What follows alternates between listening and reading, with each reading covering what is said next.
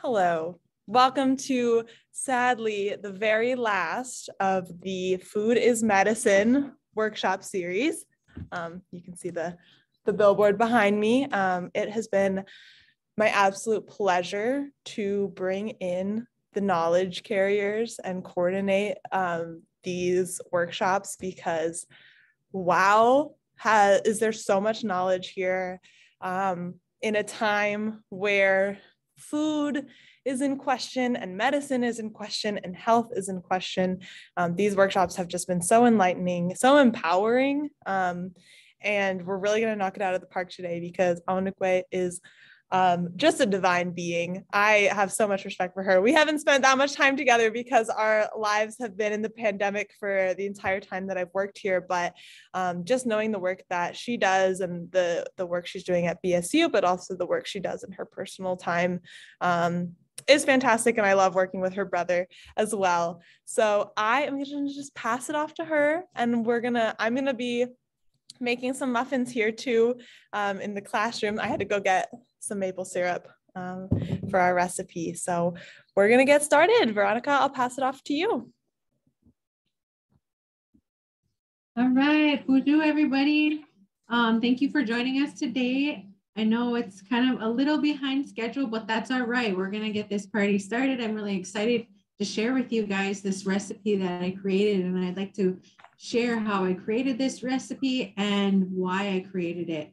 So some of the things that we'll be doing in our session today is, first and foremost, we'll be getting our supplies ready to make some muffins. I will go over the ingredient list with you guys shortly. We'll be starting our ovens. But before I do that, I'm going to do a formal introduction of myself, and I'd like to hear from you guys as well. So bonjour everybody. Awanook nego magazine do demanan misqua kami mizaga gining and donjaba oga kaning and I'm really excited to be here. My name is Awanook. My English name is Veronica Kingberg Bratvold. I am of the Red Lake Nation, and I currently live in Ogakaning, Red Lake. So Rachel mentioned she got stuck in the snow. She was actually coming here to get some ingredients from me. So of course, you know how we know how our roads are. She of course got stuck. So we had to pull her out real quick, and that's kind of the reason for the delay. So yeah, I live in Red Lake. I used to work in Red Lake for a very long time. My family is from Red Lake. So that is pretty much a huge reason, and the main reason why I'm super excited to be sharing this recipe with my community members and speaking to you guys about a little bit of what I know about food and food being medicine. I think this is a great series that has been going on, and it's just an honor to be sharing what I know, the little bit that I know with my community members and relatives. So if you guys can see on Zoom, I have two cameras going. I have one where you can just see my stomach pretty much, but that's for you guys to be able to see my ingredients. Then we also have the one facing camera. So if I look down every once in a while, that's because the camera that I can see you guys are on is right below that. So I have a lot of things going on. I even have like this big light up here, so that's why it's shining in. Okay, so I can see that we have 3 people on Zoom. Do we have anybody in the classroom today? It's just me for now, but we'll get this recording, and I have the ingredients here. No problem. So Taria, Crystal, and January, I know you messaged me about not being able to make it in person, but I'm going to have a lot of muffins here. So feel free to come by the office tomorrow. I'll leave them here. So there will be good medicine for you guys to pick up if you'd like. Yeah, and actually is, let's see, what was the question I was going to ask? Is this being live right now via Zoom, or is it just recorded and be uploaded later? So we are live, right? Because we've got a few people on, but we're not live on Facebook or anything. It will be recorded and then put up on our YouTube channel. We had issues with Zoom bombing. Otherwise, I would share our link more widely, but we did that once, and January can attest that it went very badly, and we can't publicize that anymore. Sure. Well, I'm really pleased that you guys showed up today. I know Sundays are the days that we get everything done today. You guys are really going to be looking out if you get some of these muffins. I make them quite often. I've learned this recipe, I want to say the past couple years, just playing around with different ingredients. And a lot of people who have me on Snap, I know Taria and Crystal have me on Snap. And so you guys see what I make. And a lot of times people are like, oh, those look so delicious. I posted them on Facebook and I shared the ingredients and the directions on Facebook. So I have another person who says that they love these muffins. They're really great. And hopefully in the future, because I have summer breaks off now, that I'll be making these and selling them as well. So now you guys have, you guys are going to get the ingredients and the directions. So thank you for joining us. Taria, it's nice to see you. Crystal, January, thank you. I'm going to kind of have this session be like just kind of a casual presentation, like just pretend you're in the kitchen with me, okay? So we're just going to be talking. I want you guys to be feel free to turn on your mics or turn on your cameras, talk with me, ask questions. If you guys look below on the Zoom bar, you're going to see a reaction tab and a chat tab. You can enter questions there in the chat tab. I see somebody has already did a chat in the chat box, so it's blinking for me. If you aren't familiar with using your reactions, if you click the reactions, you're going to be able to do clapping, thumbs up, laughing faces, and there's a whole variety in there. I get pretty insane with that toolbar, so you can go ahead and use those. All right, so Rachel, I know you just got to the office, but let's go over the ingredients list and like kind of get us started. I think it would be great if we kind of got our stuff started and possibly put our muffins in the oven while I go over some information with you guys. I do have a PowerPoint. I do love PowerPoint, so I'll be sharing some information with you guys about these muffins through PowerPoint as well.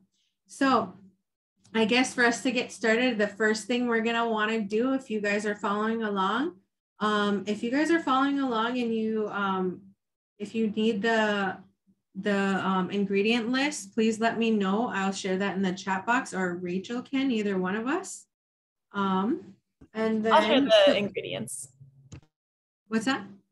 Oh, you do it? Okay. January, or Taria or Crystal. Crystal, I know you told me that you were going to pick some up.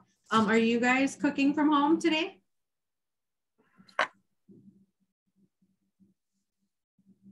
I'm taking notes today. I'm not cooking, but I would like to try. Thanks for sharing.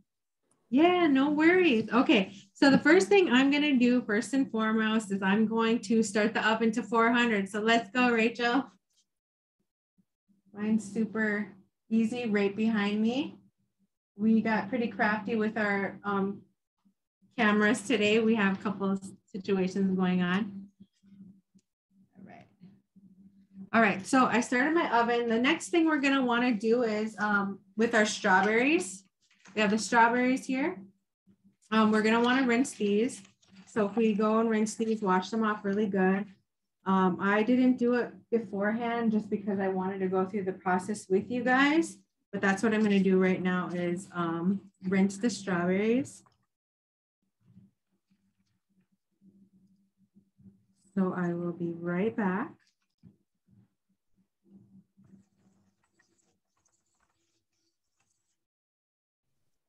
Your dogs are really quiet today.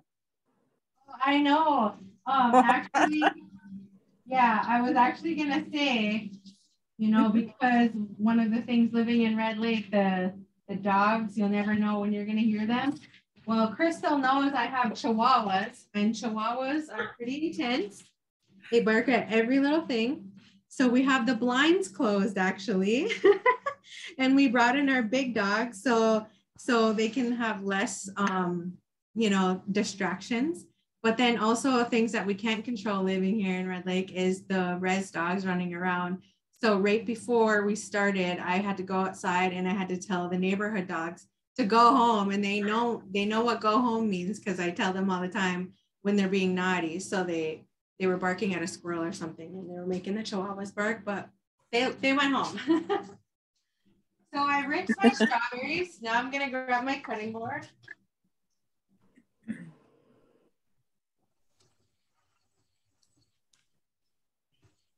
There's a dog in Red Bee that I want to ask the owner if I could take it, because I think she's just hanging out at the Oshki parking lot. So we'll see how it goes. Oh, is she a fluffy one?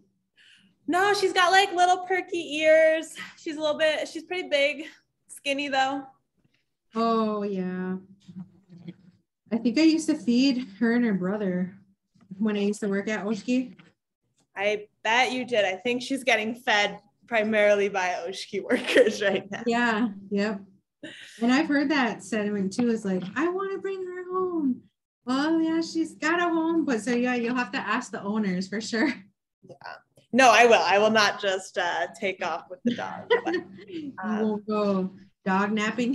Yeah, I guess I failed you, Veronica, but for everyone, I think most of you guys do know Veronica, but I kind of failed on giving you a proper introduction. I believe it is Dr.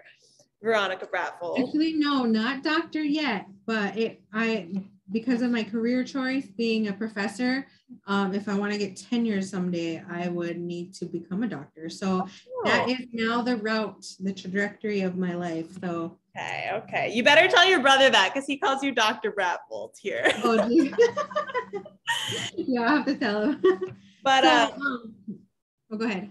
No, if I was going to just say that you are a professor at BSU of food sovereignty, and I believe it's the indigenous Indigenous sustainability studies. So I teach all of those courses, like they're super great, like sustainable communities, global indigenous perspective. We have people of the environment and indigenous perspective.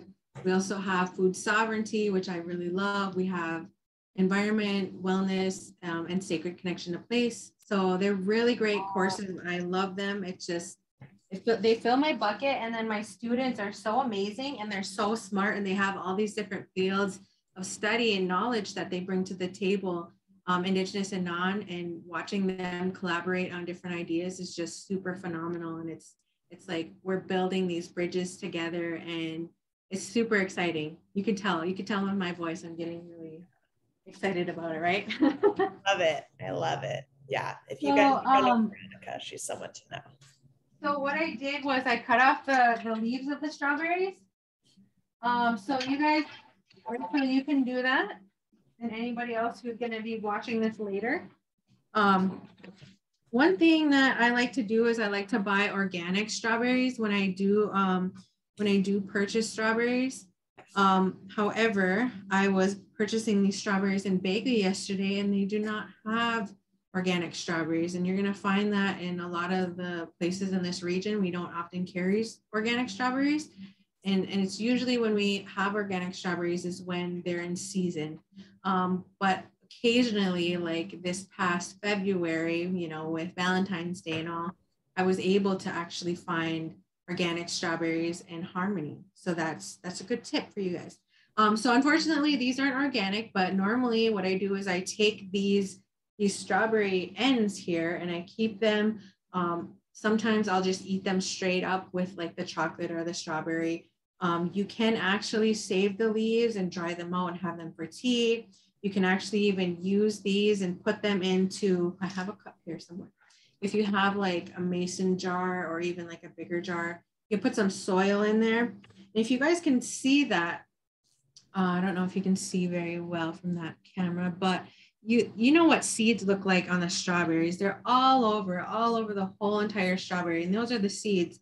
So what you can do with these ends that you have, so you can put some soil into a jar. You can put them in there and then just a small layer of dirt right on top of it and then some water. And then you can grow your own strawberries at home, right? So do that with organic. You can also, if you guys can see from the other camera, you can also cut off the sides of them like that and use those side pieces there. Like say if you have a blemish, there's a blemish right here. I don't mind blemishes, but some people like to cut those off. You have that blemish, well, you have a whole bunch of seeds. There's probably like 20 seeds just on that little piece. And you can use those as well to grow strawberries. Fun fact, right? Let's see here.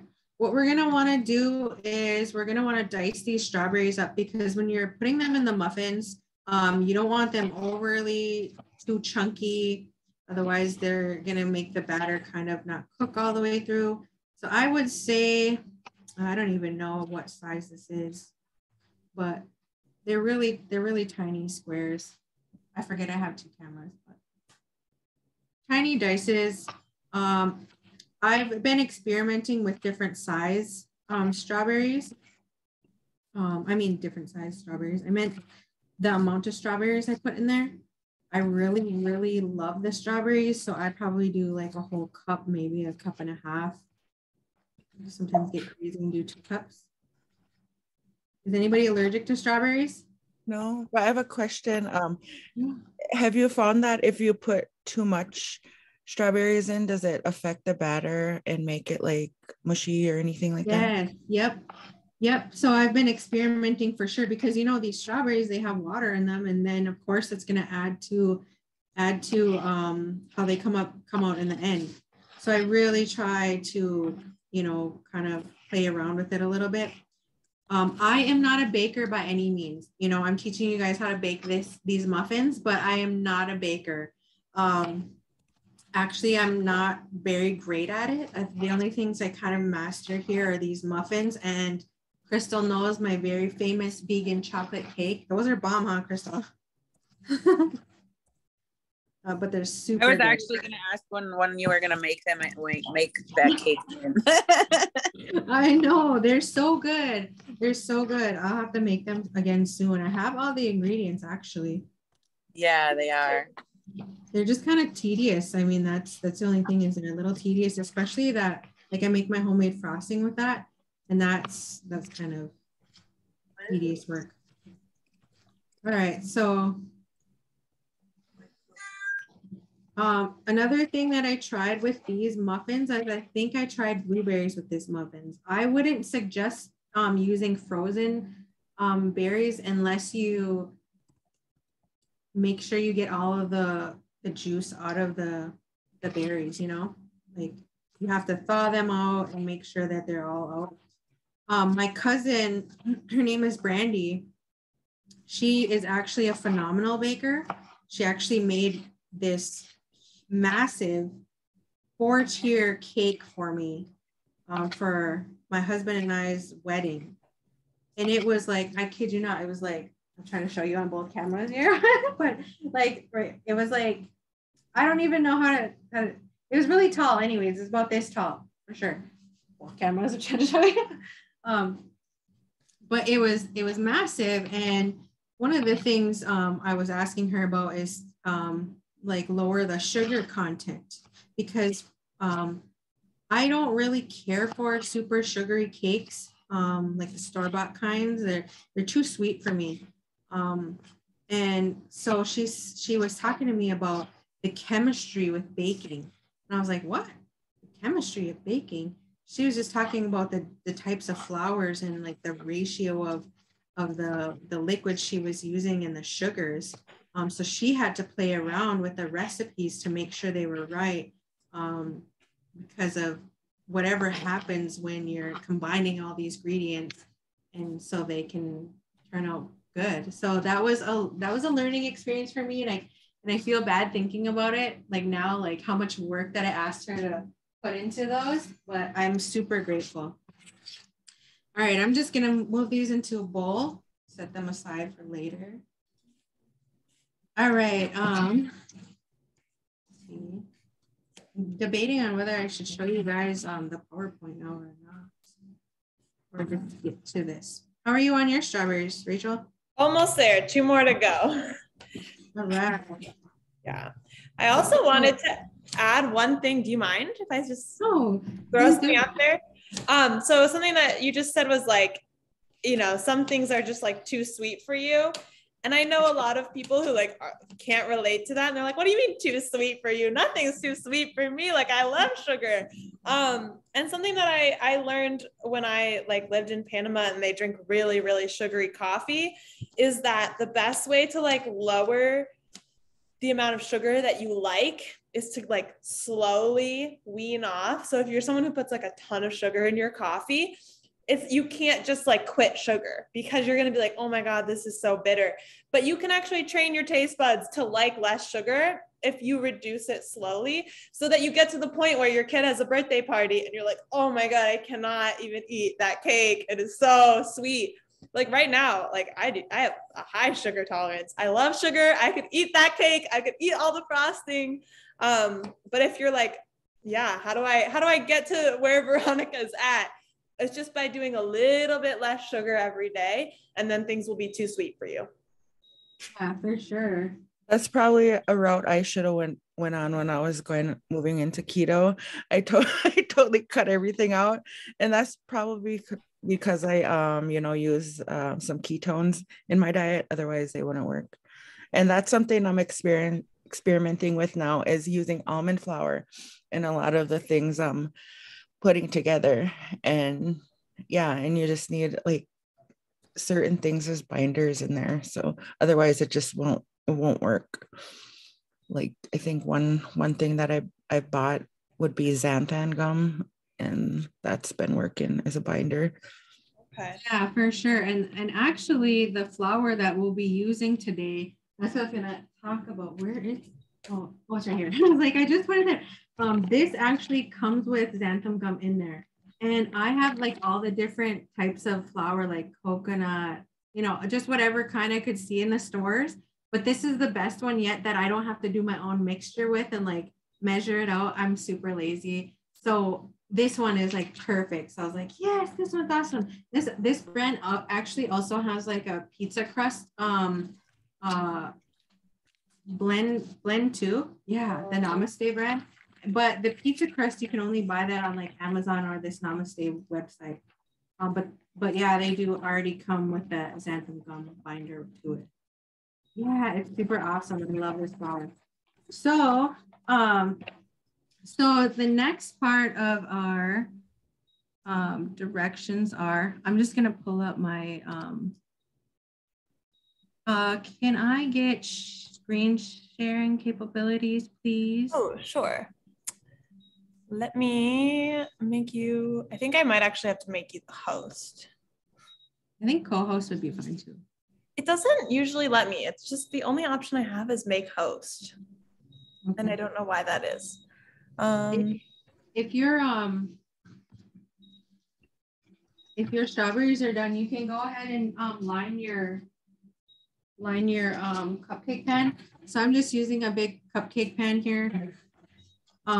I got these cupcake liners at Harmony. So they're compostable. So I really like using these. They don't have any aluminum to them. So I like using these ones when I can find them.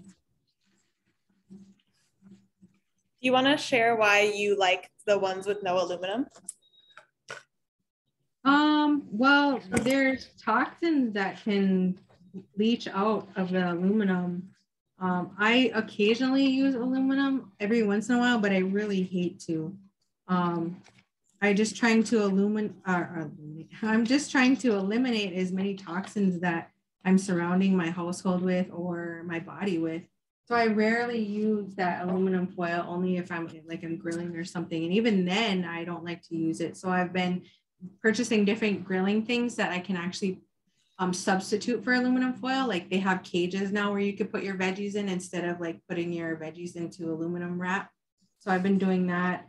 But yeah, and I also think about like being able to compost these different things. There's less chemicals when you buy these kind of papers and things that you can use. And actually, things that I used to use aluminum foil a lot for, like say I have a flat baking pan that I want to put like meatballs on, but I don't want to like scrub like the crap out of it afterwards. I used to use aluminum foil, but now I'm starting to use this stuff called parchment paper.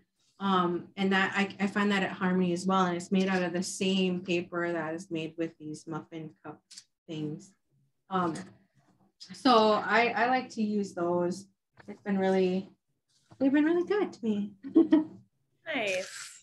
I don't know. I can't quote a single scientific source, but I've heard aluminum and like Alzheimer's. It's either Alzheimer's or dementia. Yep. That's the connection that I've heard and the reason to maybe avoid. Yeah, for sure.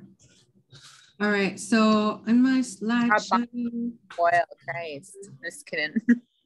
What's that? I said now I have to stop buying aluminum foil.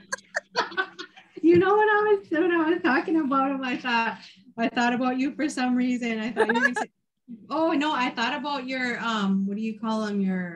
The things you make on the grill with the burger and the veggies. Oh, oh God, now I have a mind block. I know what you're talking about though. Yeah. Hoagies. Hoagies, yeah.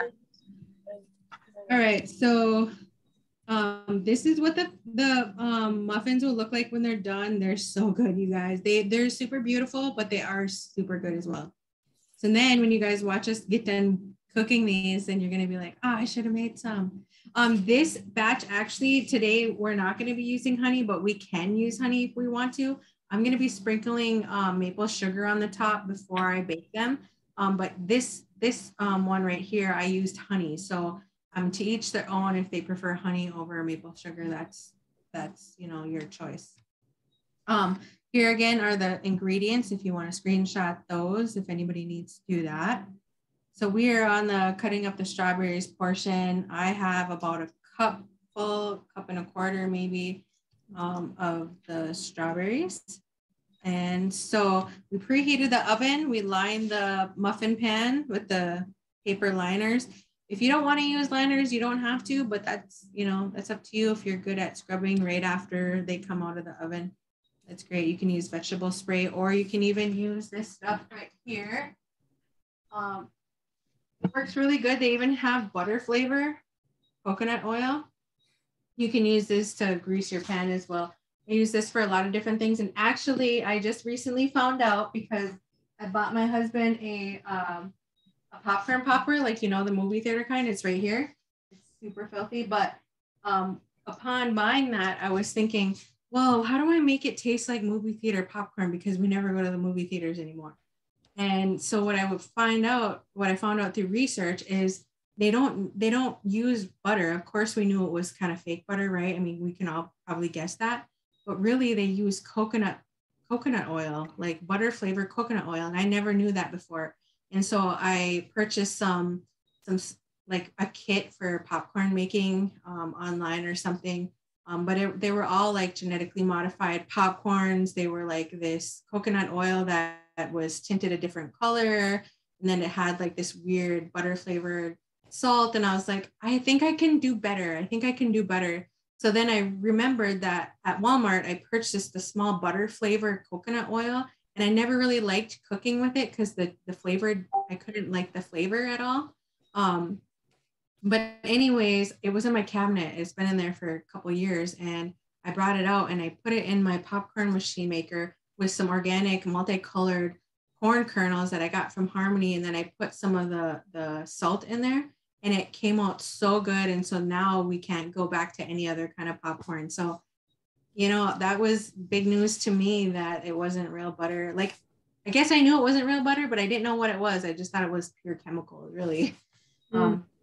Yeah, so that's interesting, right? So let's see. Okay.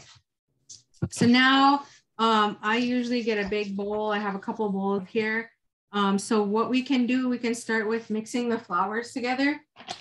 We have the Namaste brand, like I said, and then I have actually 2 open bags of this blue cornmeal. If you guys want to go to this website, it's Bow and Arrow. And you can purchase this fine blue cornmeal.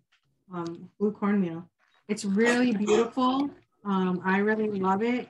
You can make so many different things with it. And I have some photos like in the PowerPoint later that you guys can look at.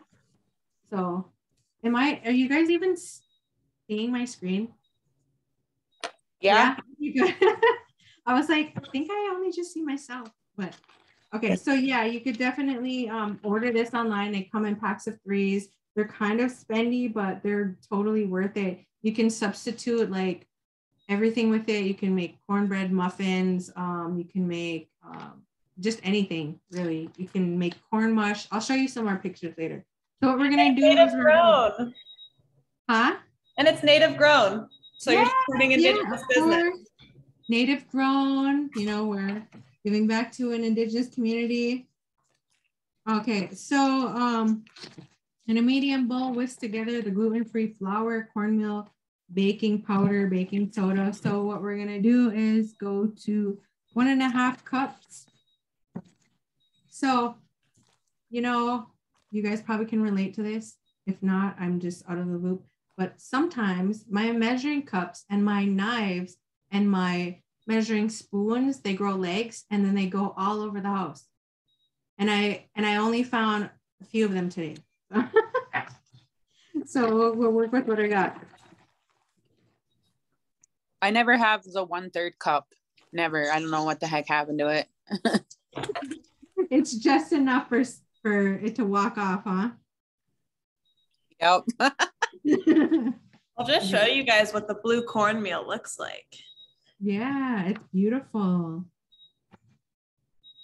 Very. That's what gives it the nice blue color. Okay, so I measured 1.5 cups of gluten-free flour in there. Like I said, this one already comes with the binder. I haven't tried any other flour without the binder for this recipe, but if you know how to make your own flour mix, that would do just fine too. And then let's see, 1/2 cup of this cornmeal. Oh, it's only 1/2 cup. Oops. Yeah. Okay, I'm gonna make a bigger batch. Okay, and then we want to do our. How are you doing today, Taria? You're just quiet, but you're just intently watching.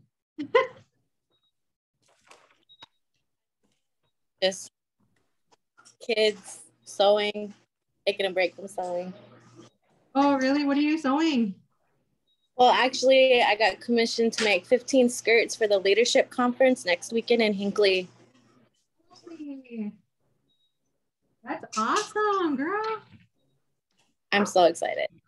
I know, right? That is so cool. Are you just gonna do are you gonna do any applique on them or just kind of like the You know, it's just gonna be straight ribbon because these are for the youth. And I was thinking of making 4 the of my applique for the ladies that are speaking. Oh, nice. What do they do at that event? Well, my daughters are the ones that help put it together, so they could probably tell you more about it, but I know it's like a lot of like having these young women figure out what their superpowers are within themselves and how they can bring forward. Well, what a wonderful thing to be a part of. That's so awesome. Right. We're gonna be busy. How much time do you have left? I have until Friday. Oh my God. Oh, you're gonna be super tired. It's gonna be team no sleep for me. Yeah, really, huh? On plus, and then work on top of that. So I'm extremely. That's a good what do they call them? What do they call it? It's a good, I can't remember, challenge. Yeah, there you go. Good challenge. All right, so I had to go get another different kind of measuring cup because of course I don't have matching ones either. Okay, so we need a 1/3 cup of monk fruit sugar. So this is monk fruit sugar. I'm going to tell you guys a little bit about that after we get these muffins in the oven. Ask you what the heck is monk fruit sugar. What's that? I said I was gonna ask you what the heck is monk fruit sugar, but I thought we'd wait till we got there. No. Yeah, no, I have a whole slide for you guys about it. So we got the monk fruit sugar going in there. How are you doing, Rachel? I am good. I'm doubling the recipe. So hopefully there are lots of muffins here for staff and those of you who want to come by. I also have never heard of monk fruit. So I'm really excited because the sugar alternative that I use most is stevia. I'm actually growing it in my apartment right now, playing with that. So I'm excited to learn about monk fruit. Yeah, I'm excited to tell you guys about monk fruit too. And then do you guys have any like just off the, just random questions right now are ready for me about this recipe? Or not yet? Well, I kind of do. That flour that you had, that red arrow, that bow and arrow flour, is that what it's called? It's bow and arrow cornmeal. Okay, so it's not flour, it's not milled down to flour consistency, no? Well, it is really fine. So you can actually make, there's a recipe on there that you can make blue corn tortillas. So it is essentially like a flour. It's fine, but it's not super fine. It's still a little grainy. Oh, okay. Yeah, so you can make a lot of different things. Well, I guess when I look at it, it is pretty fine, but what it does say cornmeal, whole grain blue cornmeal. Oh, but it's really fine. You don't have cornmeal on your ingredients list. Is that what you're using for the flour? No, there's flour and there's that should be on the ingredients. Oh, that's the second one, half cup. Yeah. Oh, okay. Yeah. There we go. Christ. I'd messed this up the first time. So they actually on their website they have different color blue corn. They have different kinds of cornmeal. So I think they have a white cornmeal, a blue cornmeal, and then like a yellow, I want to say. So they have different kinds on their website. But I really like the blue because it's beautiful. And then also I have like some nutrition facts about it too that I'm going to share with you guys as well later on. Oh, sorry. Does it have like a specific taste set aside from the other cornmeals, like white cornmeal and all that?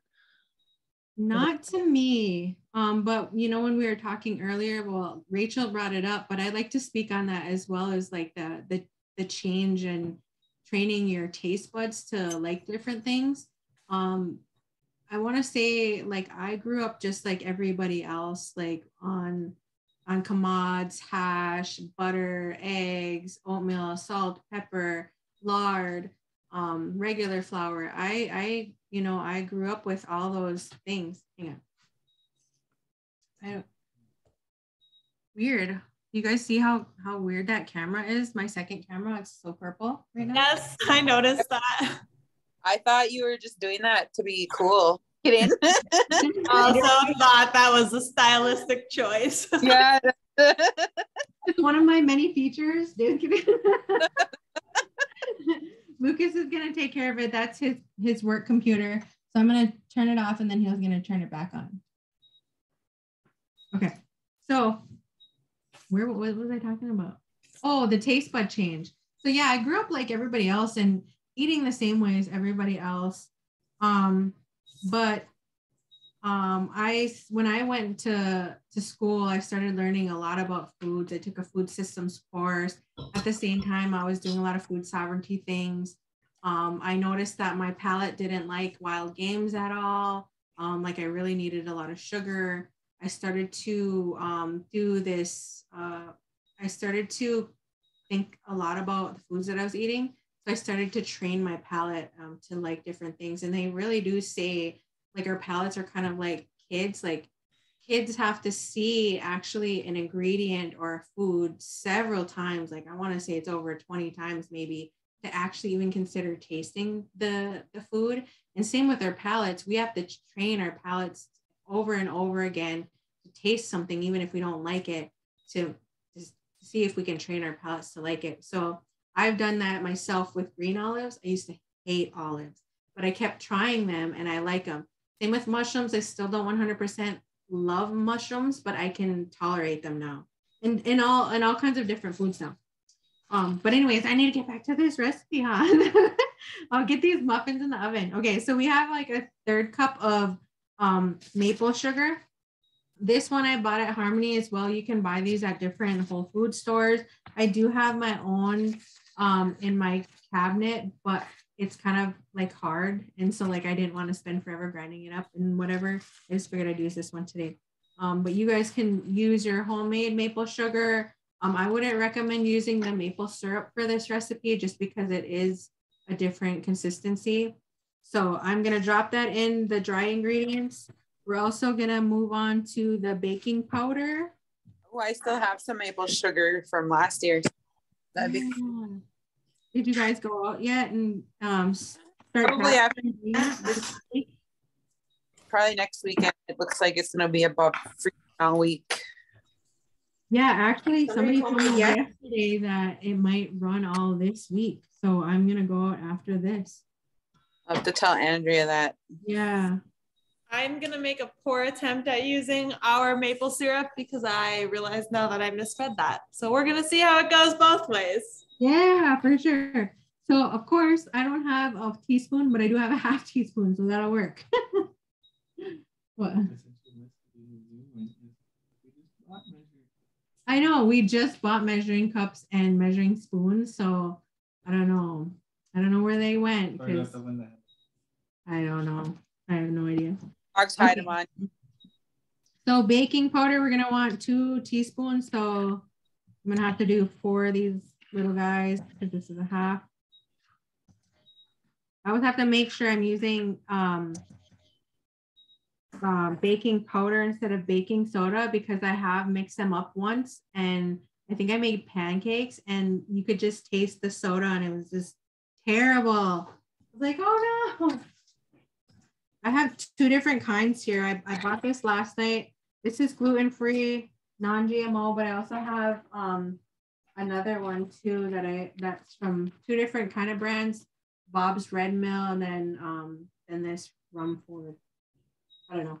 I have them both. All right, and then so we're gonna do the baking soda is a half a teaspoon. Only one of these, guys.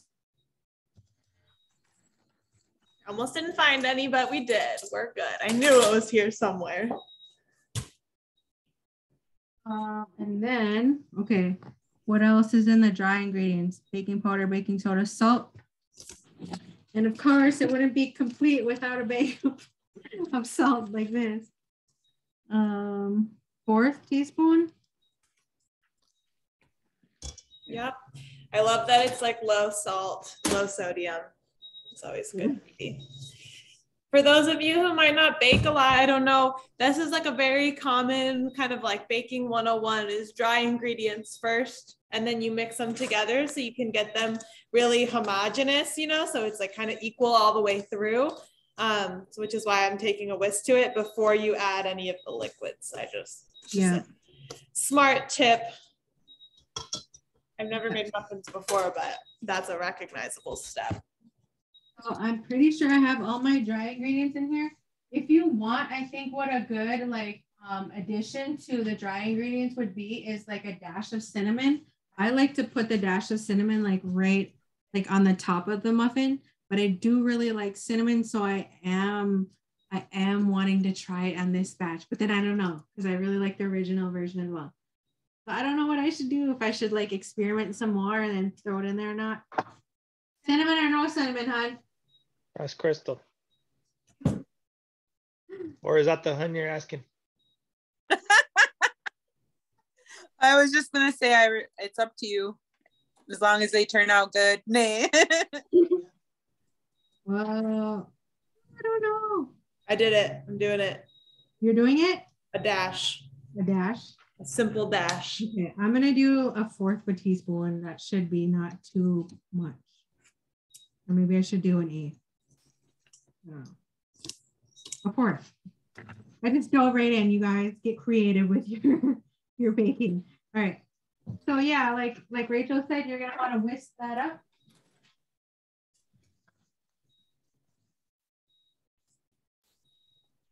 Sometimes I wonder, like, when my mom, she makes fry bread, she puts all the dry ingredients together, but she keeps the baking powder in the middle and then she adds the liquid. Sometimes I wonder to try that with this recipe, but the white flour is so different from this gluten-free flour. And you guys are, Rachel, you're going to see that when you guys make this, it is going to be pretty different from white flour. All right, so now we're going to do the wet ingredients. Crack the eggs in a other bowl. In another bowl. All right, so one thing I want to throw out there right now, because I don't have it on the slide, but if you're worried about if you have problems with eggs, or you're trying to figure out why you're having like these stomach issues and you eat a lot of eggs, one thing that you can do is try eliminating eggs from your diet to see if they cause any inflammation for you. Or if you don't have eggs, and you don't have anything to, you want to bake something, you don't have eggs. Well, if you have like pumpkin, you can use canned pumpkin, or if you made some pumpkins at home and you want to make some puree, you can do that too. Also, instead of doing that, you can use applesauce, or even like a ripe banana, like the ones I have hanging over here. So I need to eat them like ASAP. You can use bananas as an egg replacer. I also have this thing in the cabinet that I was going to use today, but I'm not going to use it now because I don't know exactly where they are. We just seen them yesterday, that egg, it's an egg replacer. It's basically, it's a vegan powdery stuff made out of plants where you add water to it, whisk it up, and it has this consistency of the eggs. And that becomes part of the baking as well. So that substitutes with it. I use that all the time with all my baking. I just had it out the other day for these brownies that I made. But today I'm just going to use regular eggs because I don't want to spend some time looking in the pantry for it. I'll grab out my eggs. I have some cage-free organic brown eggs here. I do like to purchase my eggs from Harmony though, because they actually have local eggs there. So I like to use local eggs because. So don't use eggs and you puree stuff. Do you taste the apples or applesauce and bananas? Does it have a taste to that, or? I don't really notice it unless it's like maybe pancakes, or like it depends on the flavors that you're cooking with. Like if you're to make like the dark chocolate something, I don't think you would taste that at all. Okay. I gotta wash my hands. Wash your hands after you crack your eggs. Yeah, I just did. I also really like to do the cage-free eggs, pastured or free range if you can. I don't know. I think that, like Veronica said, I grew up eating not like this. I've actually never even cooked with like an alternative flour or alternative sugar. I'm still pretty used to doing things how I've always done them. But I think eggs was like a really early transition for me away from just like, I don't know, such mechanized eggs. And they're a little bit more costly, but I think they're really worth it. I think putting good things into our bodies is like maybe one of the first things we start to do, when we take care of ourselves. So yeah, and if you have a local farmer too, you can actually ask them, what do you feed your chickens? Like what are they have a lot of antibiotics in their bodies? Are they eating grain-free? Are they having these kind of, like, what are they eating, Yeah. George Spears has Turtle Island Market, and he has chickens here in Red Lake, and so does she doesn't advertise it as much because she's got like more like 15 chickens, but Jennifer Jourdain has chickens as well. So you don't even have to go to Harmony to get local eggs. There are at least 2, if not, I'm sure there are more chicken growers here in Red Lake. Sure. We're going to be using almond milk for the recipe today. I don't drink any dairy milk anymore. I haven't for years. So I usually like almond milk for a lot of the things, but when I first started to transition to not dairy milk, again, training your palate. So we purchased all the different flavors of non-dairy milk and we had them in our cabinet and we try all of them, and some were a hit and some were a miss, and they weren't exactly like, cow milk, for example. and some of them had these distinct flavors that weren't well with cereals. And I was like, oh, I don't like that. I love cereal, but I don't like that kind. What I found out that what I really like that's closest for me is the almond unsweetened, unflavored. So this doesn't have vanilla in it. It doesn't have any added sugars. So it kind of reminds me a lot of regular milk. And then there's also another brand. I'll just show you guys. Since you guys are in my kitchen today, I will show you. This Khalifa Farms.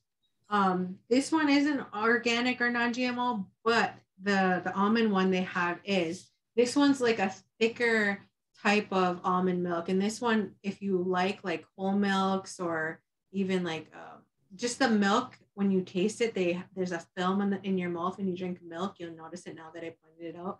But this one is a thicker compared to the Silk brand. Otherwise, you can get really, really invested in making your own milks and do what I did. And I haven't tried it yet because, again, it takes a little bit of time and I haven't done it yet. I'm sure when I do it, it's really easy. But my husband bought this for me for Christmas. It's basically your own nut milk maker. So apparently you just soak your almonds or whatever nuts you want to use for a certain amount of time. Crystal, do not start. And then, oh my God, I was just gonna say you soak your nuts for a certain amount of time. Oh my God. And then, oh my God, I just knew it. So, but anyways, you can try that method and make your own. And we're gonna start making our own because we buy so much of almond milk for whatever we use it for. Oh, so we're gonna add in the 1 cup of unsweetened, unflavored almond milk. I'm sure you can try coconut milk and see how you like that flavor. Or even this one would have been cool to try. This one's toasted coconut milk. I should have tried that one. Yeah. Oat milk goes really good in coffee if you're a latte person and you're trying to change. I used to be a barista and oat milk steams the best. Fun fact. I only learned that by accident. I like hazelnut milk for my yeah.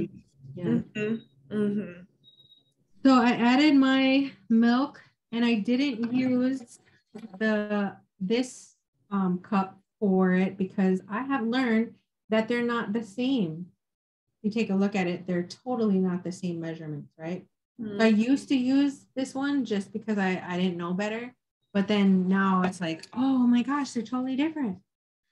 Okay, so now this comes here comes the next crazy part. What we're gonna do is do the next part here. Oh, we already passed this one. We're gonna add this to the flour mixture. This is where things get crazy because the flour is different. I wish I could see. Lucas, can you hold the camera for me, please? I want you guys to see how this looks. Should I go for it? Should I mix the milk? Yeah, mix that with the other ingredients. There was butter as an ingredient. Yeah, I forgot the butter. Thank you. Sorry, not yet. We got to do the butter. Okay, so you're gonna need, let's see, 6 tablespoons of butter. We had some vegan butter last night. That's super good. Do you remember the brand? Oh yeah, Miyoko's. If you guys want to try a really good vegan butter, oh my God, Miyoko's, it's super addicting. Last night, my husband ate up all the Miyoko's butter. Just kidding. Not there was only a little bit left. I'm just giving him shit. He had some lefse that he got in bakery, and I thought he just only ate the butter. He just ate the bar of butter. No. No, I'm just giving him crap because I was like, "Where's the vegan butter?" And he's like, "See, that's why I can't eat nothing without asking because it's probably something like that. It's probably one of the foods that I eat more because I don't eat this other butter anymore either." My dad used to eat butter, just gross. I do like vegan butter though. Or if I do eat butter, if I really want butter for something, because every once in a while I'll get a craving. It's not like I completely eliminated it from my diet. But if I really, really do want some, I will get the organic version. Yeah. And that like organic is, you know, when you guys think of like, what does that mean? I feel like some people who don't shop organic might be like, oh, it just means like more expensive or just like better, but better how? Like if you're having something organic, like organic butter, what that means is that the cows who made that butter, made the milk, were not given certain chemicals to grow. So that's where it's looking organic. In fact, all of the stuff that they were eating even, oops, my heat is on high, what's it? Yeah, their diet is pure. Yeah, everything that they're eating was grown organically, so nothing that they're eating had pesticides all over it that you're gonna ingest. So that's kind of like what the idea there is to have less chemicals. Because I feel like butter, you're like, well, how do you make organic butter? It's like, well, that's the environment that the animal was in. Right, so my butter is ready, but it is kind of warm yet, so I don't want it to make the eggs funny. So I'm just gonna pour that in there first. Oh yeah, can you try to point that camera into the bowl? Just go behind the camera and then. Hold on, just like this. Yeah. Okay. All righty. I'm gonna start mixing that in there. This whisk is kind of flimsy too. All right.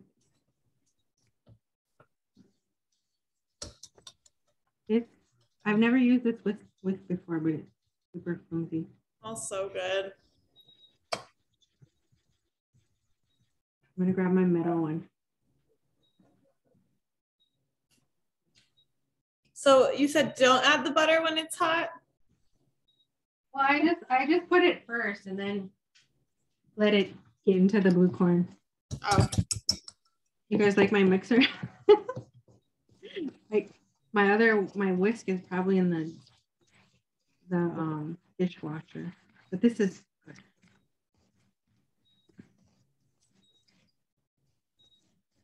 Oh yeah, it smells super good. It really does. All right, so so this gets really gluey. It's like a big thick paste. You guys can see it sticking together even here. Okay, so once you mix it all the way, I have like a touch of butter.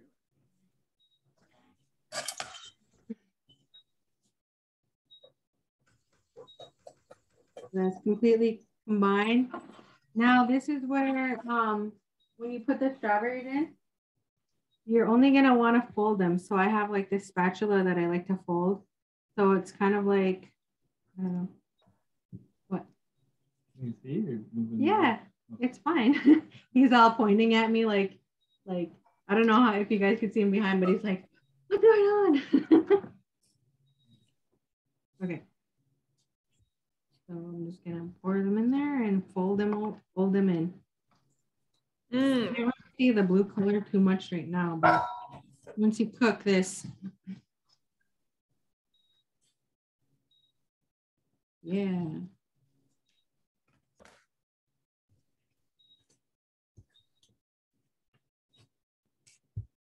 Start, Zonges.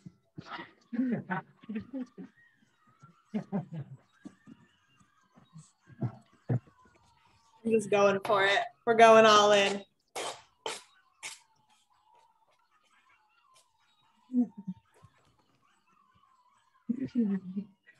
Hey, it's okay.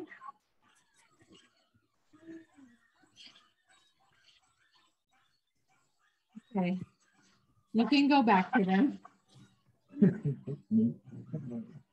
Sorry, guys.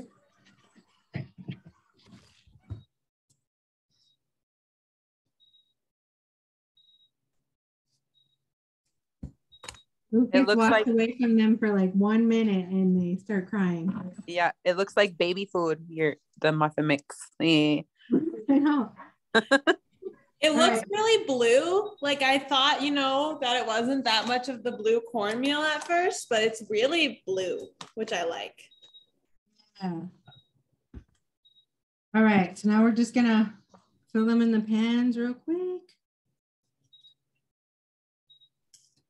How full should the little cups be? They can actually be pretty full. Like, let's see if you guys can see. Because I would guess with the gluten-free flour, it's probably not going to rise as much, right? Oh, no, they're gonna rise pretty good. Oh, really? Okay. Cool. Well, not like a whole bunch. I mean, but they do rise a little bit. This is the tedious part. Okay. Getting them all in there.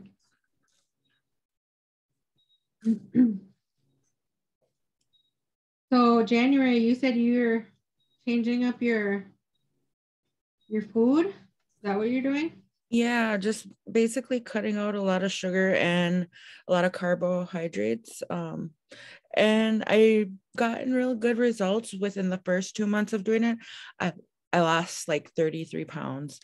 So it's been really effective. Yeah, it's been really effective. Just I guess they call it dirty keto because I still do eat a little bit processed foods, but it's just not straight clean, fresh produce.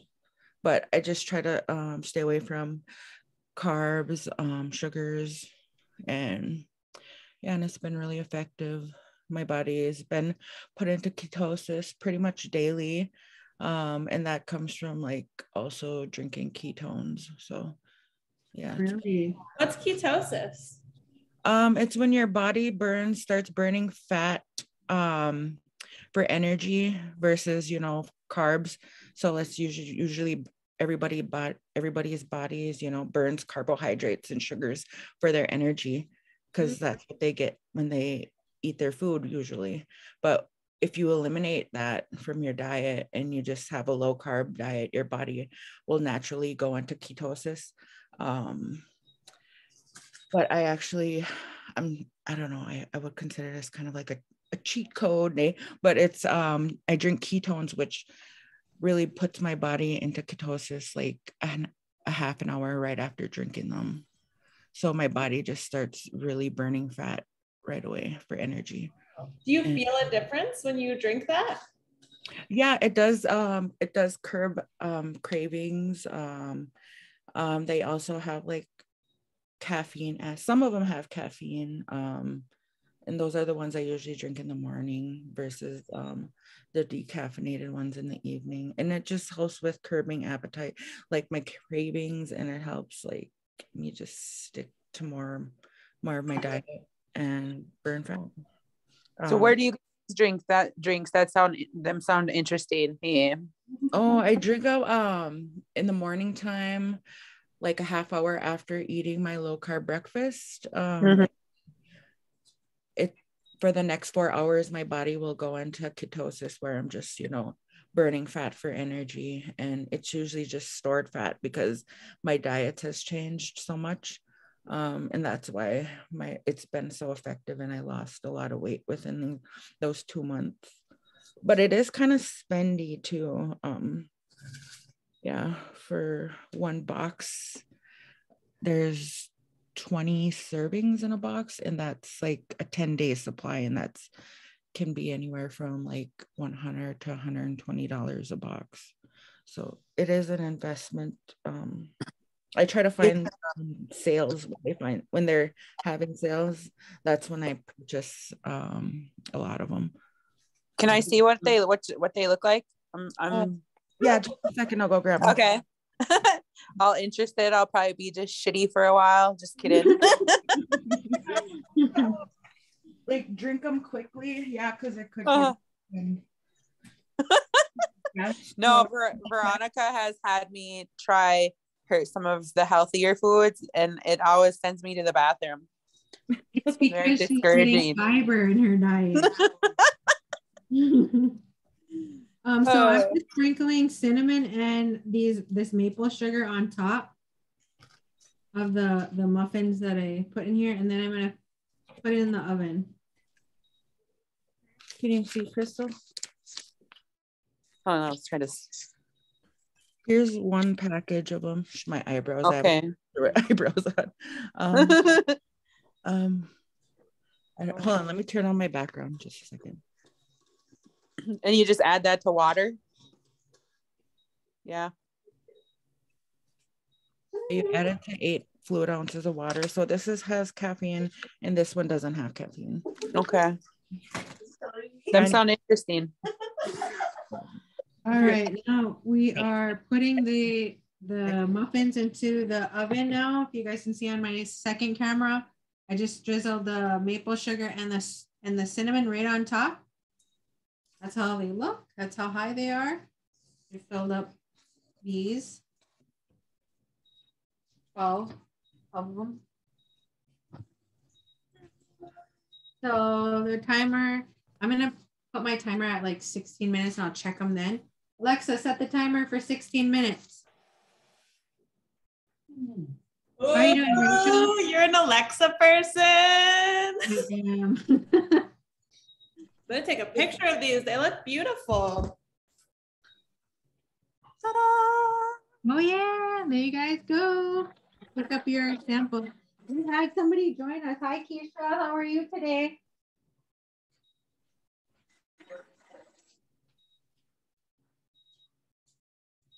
She didn't hear me. Okay, so, oh, she messaged? Okay. Yep. There's another part of my slide. I jumped ahead a little bit. All right, so basically what I wanted to talk to you guys about, since now we have those in the oven, is, you know, how I came up with this recipe and why. Well, like there's only a few people that are really close to me that kind of know that like I've been struggling a lot with different health issues, and I never really can pinpoint like what's going on. But I did share with you guys a little bit already that, you know, I went through this journey when I was in college about learning and thinking about my food and where's it coming from. I started to think a lot about my childhood and how I was raised in the foods that I came accustomed to, and how my palate had been, you know, desire, like they like these different kind of foods, and they're always like there's always like the McDonald's, the salty foods, the fries, the burgers, just really loving those kind of things, the cheeses even. But what really started my journey was thinking about our relationship with the animal world. And why I started thinking about that is because I took an ethics course, and in that ethics course they showed us a video of factory farming. And when I was watching that video, I seen little clips of that video like on TV or something before, but I always chose to look away when they came on. But in this ethics course, I had to sit in the front row because I'm a front row person, but we had to sit in the front row and watch these videos of factory farming. And the point about that video, why they're showing it in an ethics course, was, okay, like there's different views on why that's done. And they were talking about how there's two different views. One view is that animals can feel, and there was another view that animals are just automatic. They're automatic things that just go upon life, and they don't feel pain, and they don't feel love, and they don't know what's going on. And when they have a response from an injury or when they're getting hurt, that's just an automatic response, that they don't feel that, and they're just things. And when they're telling me about that ethics, I was like, but how can that be? That doesn't make sense to me, you know? And that was just my worldview. But then I started thinking about, well, okay, so these animals are going to these factory farms. There's a lot of abuse that happens there. They're given a lot of different things in their bodies that are really bad for them. And then how does that translate to me? Well, physically, we know if they're eating really bad things, right? They're eating these genetically modified things. They're getting hormones ingested. We know physically that if I ingest those beings after they're killed and harvested, then I'm ingesting whatever they had in their bodies physically. But then I start thinking about it in a spiritual sense too, is so that we're all made up of energy, right? And energy cannot be destroyed. So when we're transferring energy, when we're eating these different beings that are suffering, that are having these traumas that are happening to them, what is that doing to my energy? And the way I view energies through our Anishinaabe worldview is energy being spirit. So I think about my spirit, like what kind of energies am I allowing in my space or bringing to my spirit? And I start thinking about, well, the way that those animals are treated, I don't agree with that. And I don't think I want to contribute to that anymore. So I really started thinking about my life. And from that day in class, I was like, I'm not going to eat meat anymore. And I didn't for like, I want to say maybe 2 to 3 years. I didn't eat any meat. I couldn't fathom being a part of that factory farming industry because it didn't resonate with my Anishinaabe values. But like I remember that process of walking through the grocery store and smelling the meats and how bad they smelled. I could not go through that aisle because I didn't like the way they smelled. They smelled really gross to me. I still ate dairy products at the time, but that's something that I'm working through right now. Not right away though, so I didn't eliminate those right away. But eliminating the meats through that time frame in my life allowed me to train my palate on like an even playing field, because I realized that those meats that I was eating were dulling my taste buds. So that's why I always craved sugar. That's why I always craved salt and all these other different things and the same kind of meats. That's why I really love bacon and hash and all this stuff, is because that was what my palate liked, because they were dull. And then what I noticed is, before I never really liked vegetables that well. I liked them just fine, but they didn't do it for me. But what I noticed with eliminating meats out of my diet is my palate start like waking up. Like I would say, like when I talk about it, like I want to say like sparks, almost like these different sparks were happening, like, oh my gosh, they're waking up. And so I started loving like these different whole foods. Like I would love like different kind of veggies, different kind of foods, different kind of spices. I really enjoyed them. So it was a good process for me to do that. But then when I moved home, being reintroduced to all the different foods that I grew up on, like the macaronis, the hot dishes, and all the good stuff that we love here, the whipped creams, all the stuff that we just love. They started being introduced into my diet slowly again, and I had to think fast, like, what am I going to do here?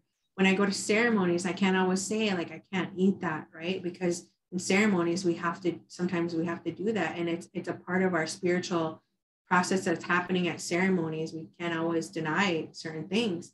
But then I started thinking about it. Okay, well, that's an exception to what I'm thinking about with my own rule, is those ceremony times. But apart from that, what do I want to do? I really want to love and eat wild game and be in that process of harvesting the animal, because I've been detached for so many years from harvesting our animals.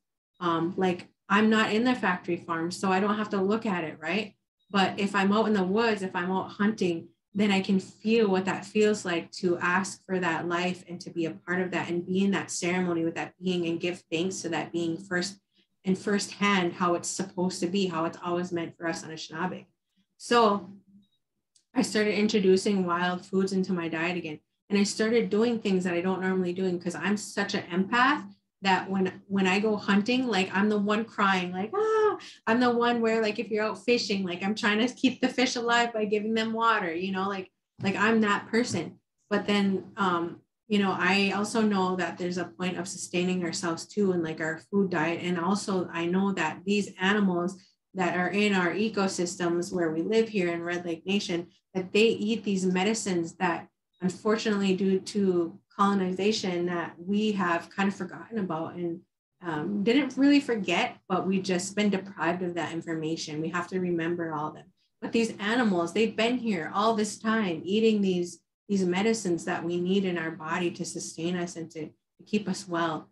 So I'm in the process of like, yes, I want to eat these wild games, but my taste buds, because I grew up on pork and beef and hash and sausages and hot dogs and all those kind of things, they didn't really love wawashgeshi wiyas. They didn't love walleye. They didn't love rabbit or beaver and all this stuff. So right now I'm slowly training my taste buds to love those foods again.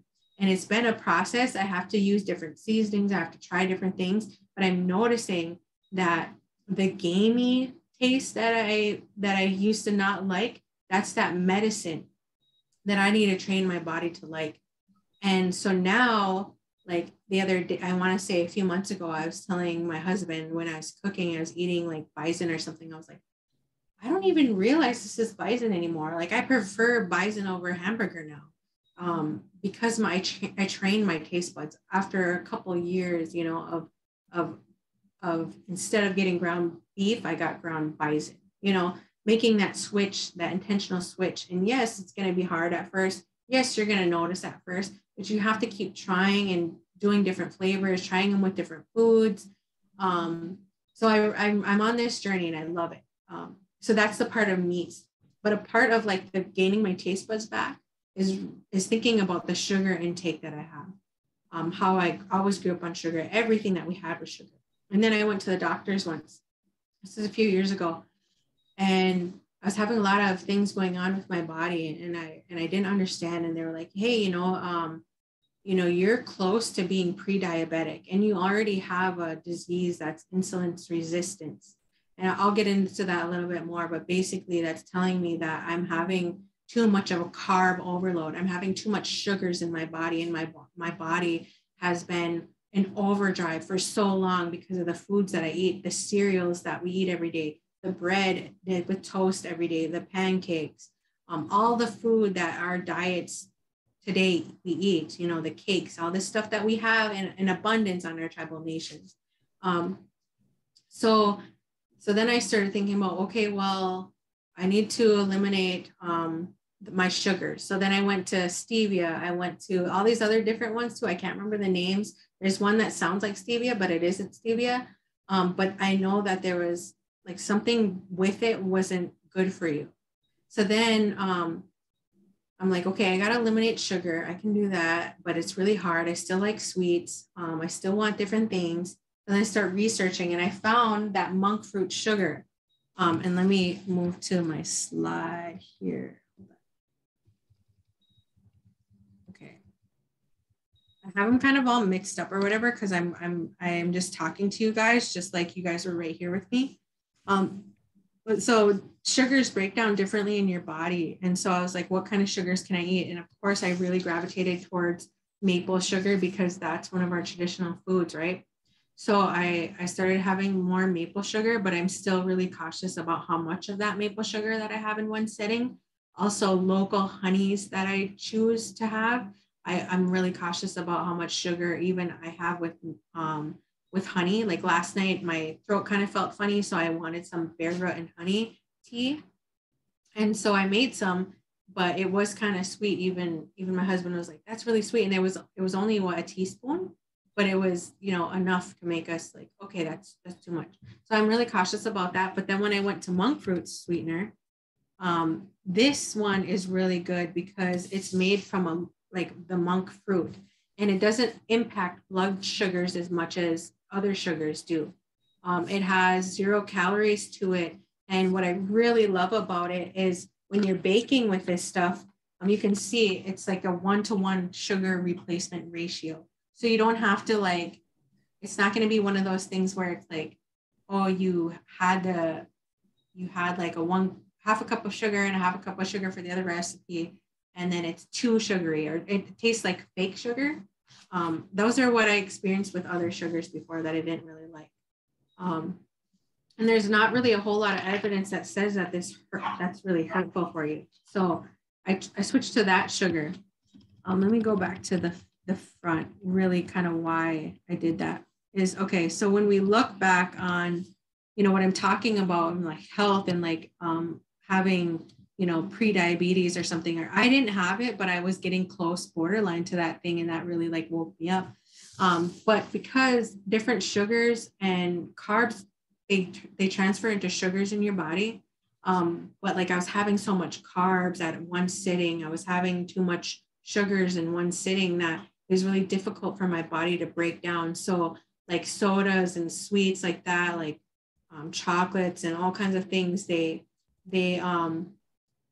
break down really fast in your body. So then that means that you're going to have a blood sugar spike.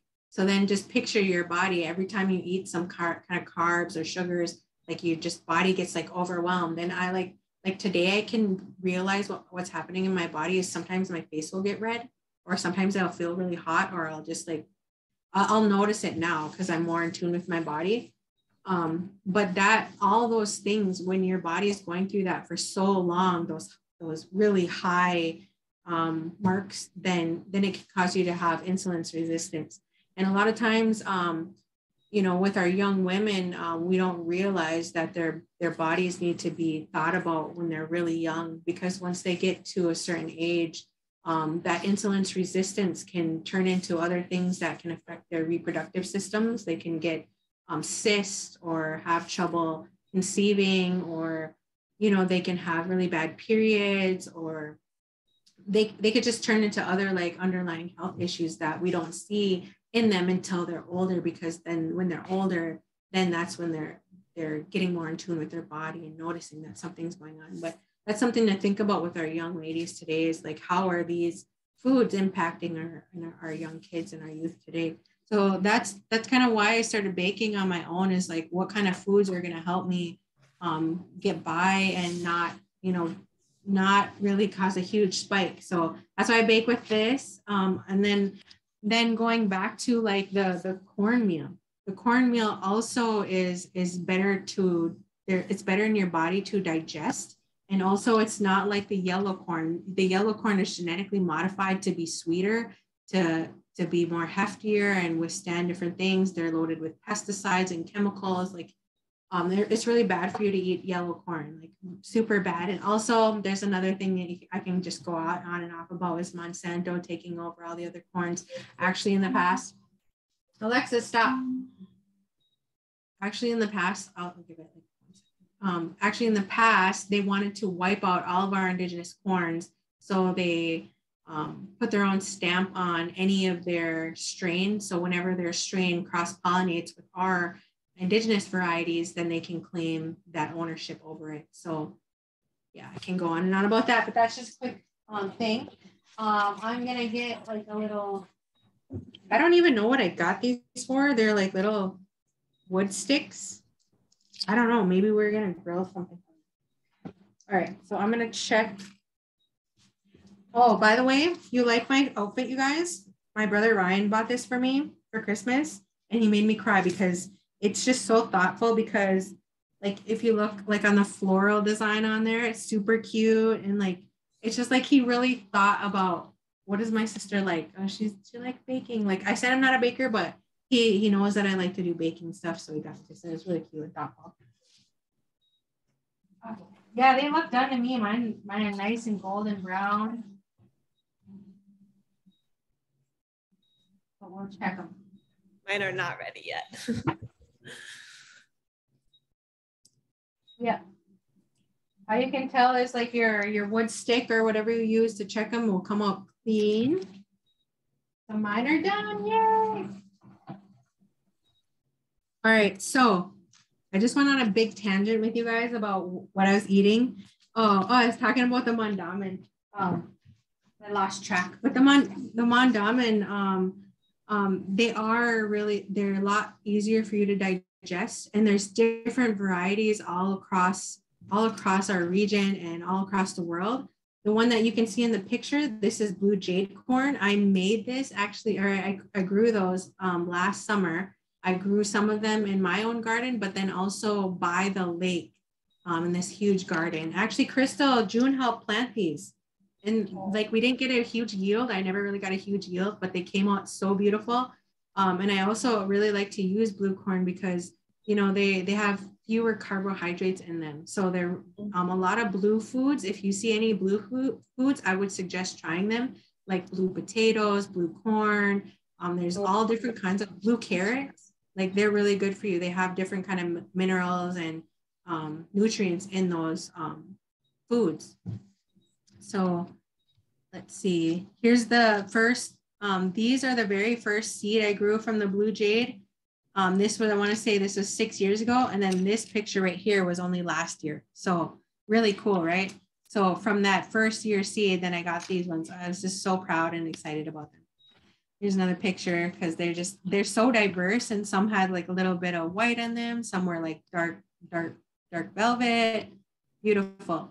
Here's a picture of the Ute Nation of Colorado. This is who is making the blue corn meal. I just wanted to give them a shout out. This is also what you can do with the cornmeal. The cornmeal, you can make corn mush, and I like to have this for breakfast. You can have it savory or sweet. You can make it as like an after dish. Like you can make it like polenta, probably as a side with any dish really, and that will be your carbohydrate for your side. I like to add different berries, especially when I get fresh berries. But look at how beautiful that blue cornmeal is. This is the other kind of cornmeal that they have, and the same company sells this. This is the white cornmeal, so you can make corn mush out of that as well. And I have some fresh blueberries and raspberries. They're wild, but they weren't fresh. I think I just got them within a couple of days, but they froze. Also, what you guys can do is you can definitely, when you're growing corn, like organic corn, and you don't have pesticides, and you can go and you can eat that corn silk. I'll see if I have some here. I didn't know that. I grow corn. Yeah. So like, so these are the cobs from last year. I'll just try to show you guys. So how you find the corn silk is there when you peel these back, it's just right in there, right? They're just right here. So right now, since this is dry, like I'm not going to eat this right now, but I love the taste of fresh corn silk. It's like, oh, it's so good. Like I just ball it up and like I eat it when I'm out in the garden or whatever. It's really good for you, a lot of medicinal properties, but you can also just keep it and you can dry it like I did in this container. This is like my old protein jar. If you guys see a lot of reusable things here, that's because I try to reuse like all the different things. But this is corn silk right here, and you can have this as tea and whatnot. Yeah. All right. So how are your muffins doing? I think mine need like 2 more minutes because I was a little bit behind you. So perfect. Well, that gave me enough time to get through the last of my slide real quick. Okay, so this is what else you can do with the cornmeal that we had today. You can make waffles out of it or pancakes. They're super good. Try it out like that. Also, this is what I did with the corn. Like I said, trying to do different blue stuff. This is what I used the fresh corn. I made a corn potato soup. Like we've seen that before, corn chowder, right? But because I don't have dairy, I'm like, what else do I put in there? So I found like other people are using coconut cream or coconut milk. So like a high fat coconut milk. And so I put a lot of like vegetable broth and seasonings, and then I put the coconut milk in there, and we really liked it. But again, you know, you have to kind of train your taste buds to like something like that. We also have like fresh, I don't know if those are leeks in there or just onions or green onions, something from the garden, but those are blue potatoes and blue corn in the corn chowder right there. With the odemanon, the odemanon, the strawberries are going to be coming up really soon. So that'll be one of the first plants that do come alive in fruit, and they're one of the, Lucas came in here. He wanted me to show you guys the coconut cream. So yes, this is the coconut cream. You can use this in soups, but you can also put this in like a bowl, and you can put some monk fruit sweetener. They actually have this monk fruit sweetener in the store, like in a powdered version, but that one's a little sweeter than the granulated ones. But you can mix up some powdered monk fruit sweetener and the coconut cream together, and you could do a coconut whip. So good. I like to have the coconut whip like that, and I add some like fresh brown peanut butter, some apples, and some coconut whip, And then I have that for like an evening dessert or something like that, or during the day dessert, like something sweet if I'm wishing for something sweet. But this coconut cream is really good for you too. I can't remember why I started using that a lot, but it goes back to a lot of like me checking out like what's going into my body. A lot of these things that I'm sharing with you guys today, like these different foods I'm using, they're not really an inflammatory food for me. So I've been eliminating different things like the dairy, right? I'm eliminating that, the sugar, right? The gluten and the flour. So I'm trying to pull out as much of that as I possibly can. So experimenting with different recipes. That's what I'm showing you guys today. But yeah, definitely with the strawberries, when they come out, you're gonna find a lot of potassium in there. They lower your blood pressure. So a lot of people like want to take those. You can also harvest the leaves as well, and you can eat the leaves straight up. Otherwise, you can make tea with the leaves. This is a photo from last season, just down the road from me. I got close and personal with these little guys. They're super cute. I started eating the tops of the strawberries just because you do. Yeah, that's good. That's good for you because they, like the slide I wrote on here that there's vitamin A, vitamin C, antioxidants, there are potassium, magnesium, copper, iron, iodine, all some good things in there. Like I said, you can eat the leaves or dry them out, make tea. They are a diuretic when you make tea. They have blood purifying properties. And if you have diarrhea or any urinary tract or hemorrhoids, then that's good for you too. Okay, here's the sugar slide again. Just being mindful of what kind of sugars are going into your body. I would suggest highly to stay away from the white processed sugar as much as you possibly can. Sugaring season, everybody's gonna go out tapping, probably out there now tapping, ready for the sugar to come. One thing that you guys can do right off the bat, even if you do not want to have a full-on maple sugar camp, is you can go on ahead and you can tap a tree for yourself or go to somebody else's camp and request if you can have some fresh sap. That sap is going to be full of nutrients. It has a lot of medicinal properties in that sap. So if you drink some of it, that's really good for you. Crystal knows we love to raid camps. Just kidding. Yeah, I was gonna say, we like to go to camps when no one's there. No. No, but the fresh sap, like right off the tree in the early morning when it's cold, when it's just come out of the tree is so good. And you know, it's really hard for me to go around and check my taps without just sitting there and like drinking like on all the way around. Super good for you. Here we're back to this again. Some options that you can try for milks, we already kind of covered that, is like almond milk, coconut milk. You can also get creative with your wild rice. So if you want to, like, this is what my friend Tashia told me just recently, is she cooked some wild rice. What she did is cook it, right? And then she added like a little bit of water, or even you could probably add almond milk to it if you want. But then all she did was stick it in a blender, and then it was super good. It was like a wild rice milk. And I'm sure there's different ways you can do it. Like probably with that milk machine, you could probably do almost like a similar thing, like how you make rice milk. So I'm going to be experimenting with that to move forward to see if like, you know, if I like that, but I really liked the blended up version. What I did with that, because she makes like a little latte or something, whatever they're called. I don't know, like a drink, a morning drink with it.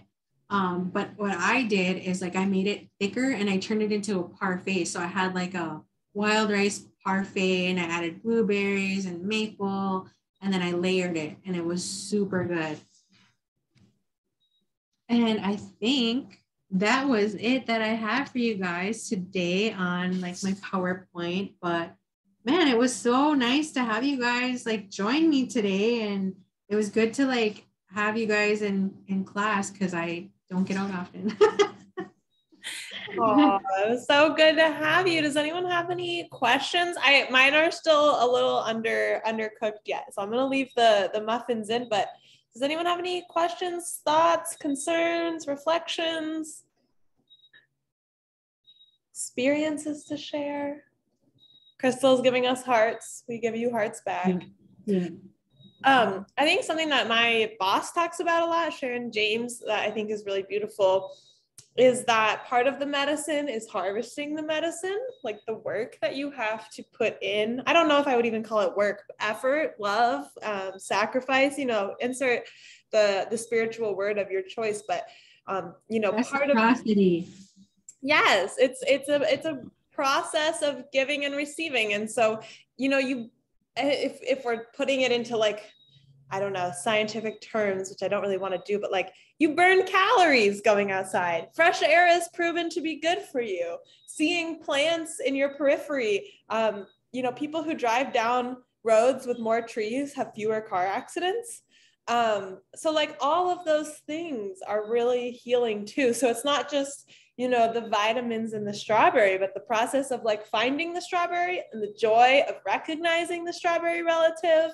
And being like, oh my God, I know this plant, I know this place because I know this plant, is, I don't know, just something that my boss talks about and I think is part of the medicine. Yeah. And I couldn't agree more. Like this journey that I am of like changing the different foods I have has really put me into the woods more and connecting with, the environment. And the way like I view it is like we're not separate from the environment. We have been taught through mainstream society that we are separate from environment, but we're really not. We are part of all environment and we have connections with all beings out and about, plant or wildlife, and having that reciprocity and that connection is we're exchanging that energy with one another.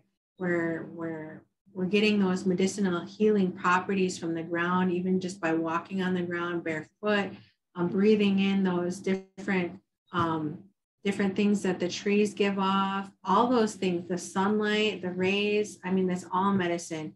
And, when that medicine goes into the earth and the sun shines on these plants and all these foods, like we're bringing that energy and that stuff back into our bodies. So we have to really be mindful, what we're consuming.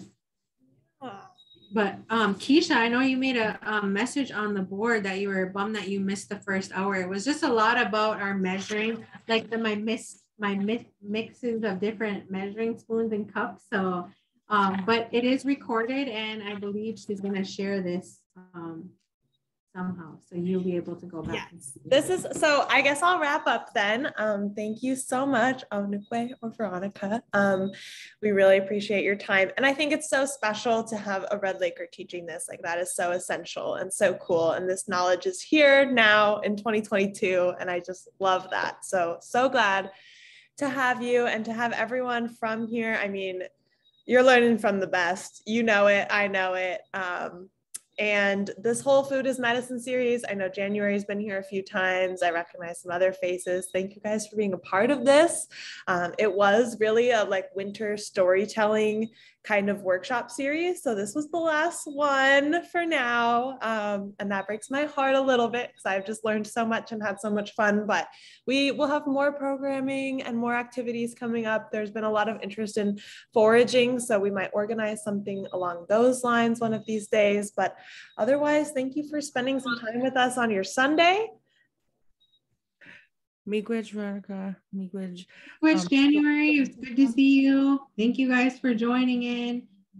You'll have to connect with Rachel on how to get some muffins. Yes. Muffins will be at the office on Monday. I won't be here, but you guys can come by and grab, 3 or 4. And then this will be on YouTube. So I'll post it to our channel. It's Gitaganike, and it's poppin'. So if you've missed any of the Food is Medicine workshops so far, they are all there. And Keisha, we'll see you tomorrow at 10 a.m. on the videos. So yeah. I am so looking forward to that.